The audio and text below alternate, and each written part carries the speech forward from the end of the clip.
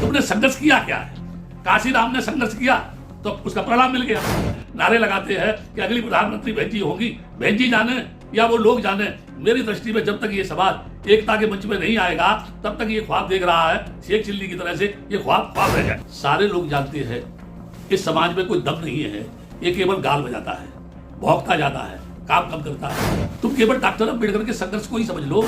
आज भी जो जुल्म अत्याचार हो रहा है, क्या इस समाज में कोई ऐसा नेता है जो समाज में जाकर के उन परिस्थितियों को समझ करके जन आंदोलन खड़ा करे? अभी चुनाव आने वाले हैं, सक्रिय हो जाना, सबके बीच में जाना, और जब मान लीजिए सत्ता हासिल नहीं हुई तो फिर जो है राजमहल में चला जाना। इससे कोई सत्ता परिवर्तन नहीं होता। ये कहा जा रहा था सब जन हिताय सब जन सुखाय। मैंने उस समय ये कहा था अब ये पार्टी सड़क पे आने वाली है, दुनिया की कोई भी ताकत इसको रोक नहीं सकती है। मैं तो ये कहूंगा कि जिन बहन जी के पास जुल्म अत्याचार जिन लोगों पर होता है, मूछ रखने पर जिनकी हत्याएं होती है, क्या कभी बहन जी वहां गई हैं? या जिस लड़के को पानी पीने के आधार पर जिसकी हत्या कर दी गई, क्या कभी बहन जी ने उनसे जाके हालचाल पूछे हैं? या ये उसमें जो है सहारनपुर में जो कांड हुआ था जिसमें से एक नया नेता उभर करके आया जो ये कहता था कि मैं देश का नेतृत्व करूंगा, क्या उन लोगों के उनसे जाकर के बहन जी मिली है? जो बहन जी अपने राजमहल से निकलकर दिन दुखियों के लोगों की आवाज को सुनने के लिए जनमानस के बीच में जाने से हिचकिचाती हैं। मुझे लगता है समाज के लोगों ने भावी प्रधानमंत्री के नाम पर नारे लगा करके उनको इतना बेहोश कर दिया है कि उन्होंने ये मान लिया है कि ये समाज अगला प्रधानमंत्री मुझे ही बनाएगा। तो उनके ख्वाब के बीच में और उनके पदचिन्हों पर चलने वाले लोगों के बीच में मैं कोई दीवार नहीं बनना चाहता। मेरी उस बहन जी से कोई दुश्मनी नहीं है। बहन जी कभी मेरे यहाँ राखी लेके नहीं आई, बहन जी कभी मेरे यहाँ बूढ़ा लेके नहीं आई, बहन जी ने कभी मुझे निमंत्रण नहीं दिया, बहन जी ने कभी मेरी पुकार सुनी नहीं। मैं तो बहन जी को सहकारिता भवन में मैंने लखनऊ में कार्यक्रम किया था, जब जो है स्वामी प्रसाद मौर्य सहकारिता मंत्री थे, उस समय समस्त भिक्षु उनके घर पे जाके उनको आशीर्वाद देना चाहते थे। उन बहन जी के पास तो आशीर्वाद लेने के लिए भी समय नहीं था। तब मैं कैसे कहूं कि वो भावी प्रधानमंत्री है इस देश की? ये तो वो लोग जाने जो शेख चिल्ली की तरह से ख्वाब देख रहे हैं या बहन जी के सामने नारे लगाते हैं कि अगली प्रधानमंत्री बहन जी होगी, बहन जी जाने या वो लोग जाने। मेरी दृष्टि में जब तक ये समाज एकता के मंच में नहीं आएगा तब तक ये ख्वाब देख रहा है शेख चिल्ली की तरह से, ये ख्वाब रह जाए। क्या वजह है कि 2014 के बाद बसपा जो है निष्क्रिय हो गई है?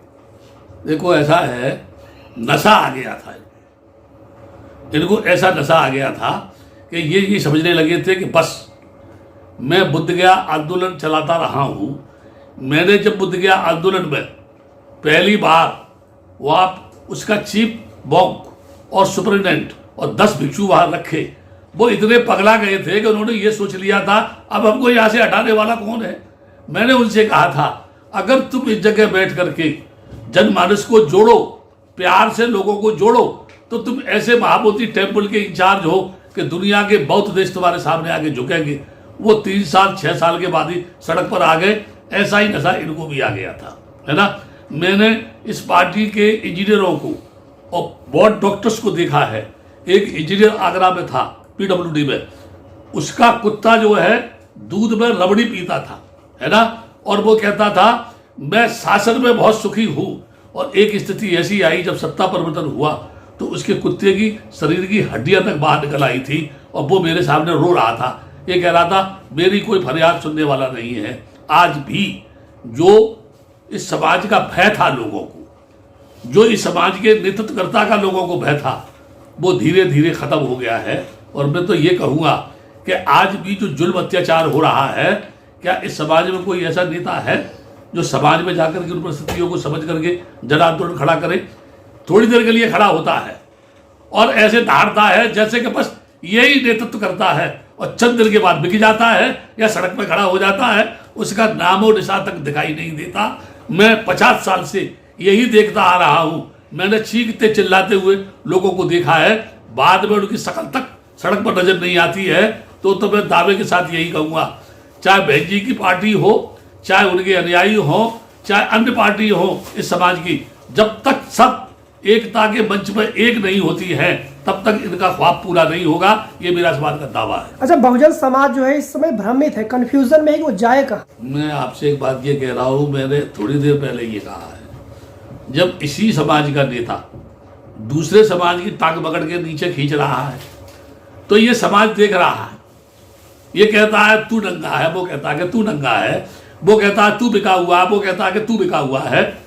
सारे लोग जानते हैं इस समाज में कोई दम नहीं है, ये केवल गाल बजाता है, भौंकता जाता है, काम कम करता है।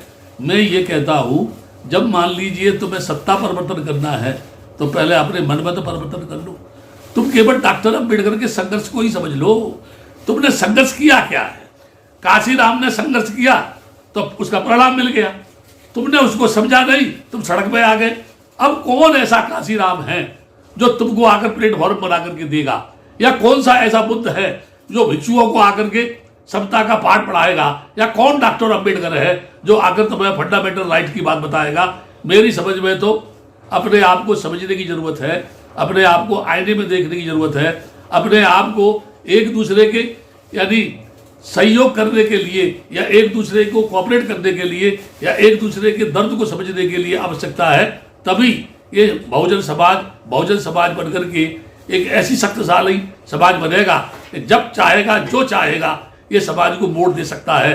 लेकिन जब तक टुकड़ों में बटा रहेगा, एक दूसरे की टांग खींचता रहेगा, तब तक ऐसे ही ये बिखरता रहेगा, ये जुड़ेगा नहीं। अच्छा, पिछले कुछ महीनों से, 1-2 महीनों से, पिछले 2 महीनों से देख रहे हैं कि बसपा जो है मायावती वो लगातार मीटिंग कर रही हैं और दलित, ओबीसी और मुस्लिम, ज़्यादा फोकस उनका मुस्लिमों पर है, एक्टिव हुई हैं, थोड़ा बहुत एक्टिव हुई हैं, क्या कहेंगे?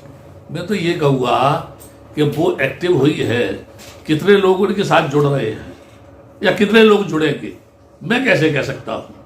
मैं तो पहले से बता रहा हूँ ना, जिस समय काशीराम जी ने BRC बनाई थी बुद्ध रिसर्च सेंटर, उनकी मीटिंग एक अंबाझारी में थी नागपुर में। उस समय मैं इंदौरा बुद्ध विहार में था और वहाँ सूचना आई बंते सुरेश ससाई के पास कि आपको मीटिंग में बुलाया है, आप कुछ भिक्षुओं को लेके जाओ। मैंने उस समय ससाई से बोला था कि मैं नहीं जाता, आपको जाना है तो जाओ। बोले कि नहीं, वहाँ मीटिंग है। मैंने मीटिंग का सब्जेक्ट ये है 1956 के बाद भारत में बौद्ध धर्म की स्थिति क्या है।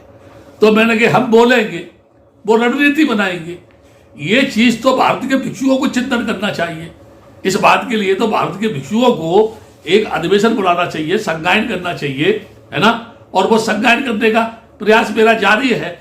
इसलिए कुछ समय से सक्रिय हो जाना, अभी चुनाव आने वाले हैं, सक्रिय हो जाना, सबके बीच में जाना, और जब मान लीजिए सत्ता हासिल नहीं हुई तो फिर जो है राजमहल में चला जाना, इससे कोई सत्ता परिवर्तन नहीं होता है। उसके लिए अथक निरंतर संघर्ष की आवश्यकता होती है और संघर्ष ही आदमी को चमकाता है। सोना जब तक आग में जलता नहीं तब तक चमकता नहीं है, और जो आदमी आग में जलने से डरता है वो कभी सोने की तरह से चमके। मैं वहाँ सहकारिता भवन में कार्यक्रम कर रहा था, उस समय ये नारा भर के आया था मेरे सामने और ये कहा जा रहा था सब जन हिताय सब जन सुखाय। मैंने उस समय ये कहा था अब ये पार्टी सड़क पे आने वाली है, दुनिया की कोई भी ताकत इसको रोक नहीं सकती है, क्योंकि सब जन हिताय सब जन सुखाय हो ही नहीं सकता। एक बाप की औलाद कभी एक मत नहीं हो सकती है, समाज का कोई भी आदमी एक मत नहीं हो सकता है। अगर दुनिया का कोई आदमी एक है कि हम एक साथ टॉयलेट जाएंगे, हम एक साथ छींकेंगे, हम एक साथ पानी पिएंगे, हम एक साथ खाना खाएंगे, क्या संभव है ये? बोलो।